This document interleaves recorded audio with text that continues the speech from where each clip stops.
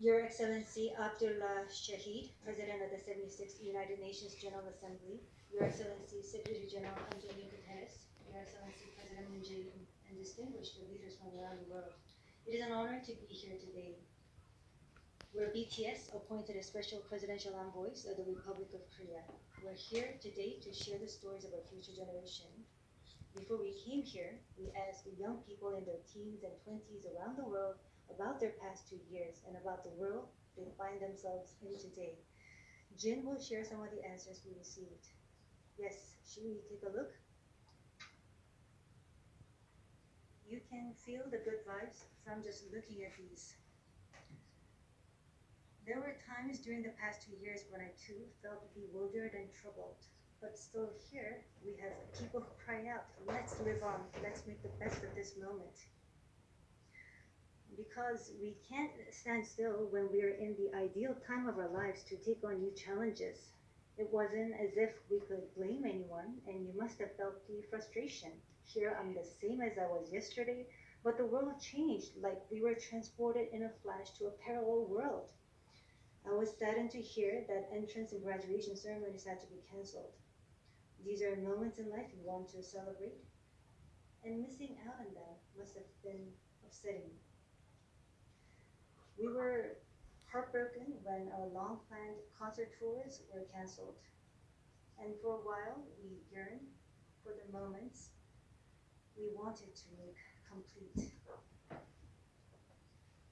Yes, it was a time for us to mourn for the things that COVID took away from us, a time to discover how precious each and every moment we taken for granted were.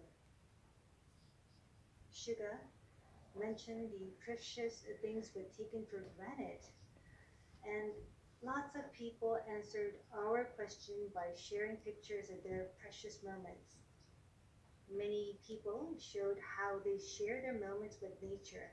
I think during these 2 years, they found dear the time they experienced and care for nature. Yes, but maybe because we feel an encroaching sense of dread that our time on this earth is limited, we just talked about the things we mourn, and I shudder to think about mourning for the earth. Everyone agrees that climate change is an important problem, but talking about what the best solution might be, that's not easy. It's a topic that's tough to make conclusions about. Yes, it is a tough discussion, but I learned while preparing for today that there are many young people who have an interest in environmental issues and choose it as their field of study. The future is unexplored territory, and that's where we, more than anyone, will spend our time. So these young people were searching for the answers to the question of how we must live that future. So I hope we don't just consider the future as grim darkness. We have people who are concerned for the world and searching for the answers. There are still many pages left in the story about us, and I thought we shouldn't talk like the ending's already been written. Of course, sometimes the world seems stuck in place, even if you're ready to go. Sometimes it feels like you've lost your way. There was a time when we felt the same way. I've heard that people in their teens and 20s today are being referred to as COVID's lost generation, that they've lost their way at a time when they need the most diverse opportunities and must try new things. But I think it's a stretch to say they're lost just because the path they tread can't be seen by grown-up eyes. Yes, take a look at these pictures.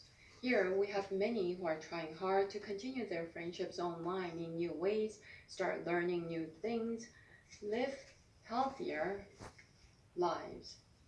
I'm sorry, excuse me. 새롭게 공부를 시작하고 Yes, these kids are trying to learn new things and trying to figure new things out. They don't look lost, they look like they are finding new courage.